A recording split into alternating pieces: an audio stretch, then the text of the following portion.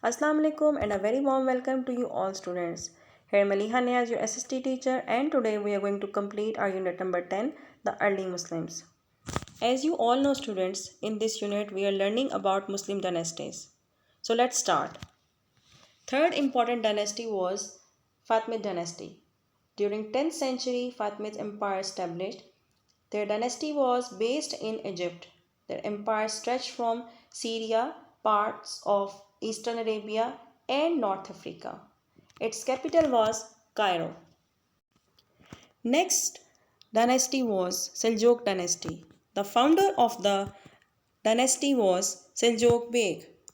Seljuks were Turco-Persian people. They ruled over territory from Turkey to Uzbekistan and Oman. Ubud Dynasty. This dynasty, founded by Nuruddin Zangi, its most important and famous ruler was Salahuddin Ayyubi. This dynasty ruled large parts of Middle East during 12th to 13th century. Its capital was Syria. Mamluk dynasty was directed into northern India by Qutbuddin Aibak. They were actually Turk and Mongol origin. This dynasty came to power after Salahuddin. Let's learn about Mongol dynasty. This empire was quite aggressive dynasty and empire founded by Genghis Khan. Its origin was Central Asia.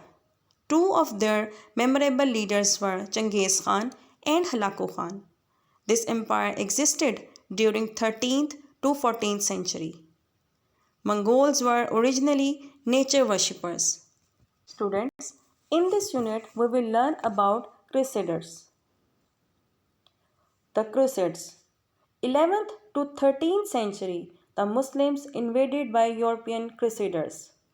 Crusades were a series of religious wars between Christians and Muslims. One of the important Muslim leaders of this period is Salahuddin Ayyubi. He recaptured Jerusalem from Crusaders.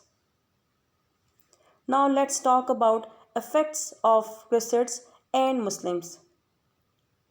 The interaction between Muslims and Europeans was very fruitful. They exchanged knowledge and ideas.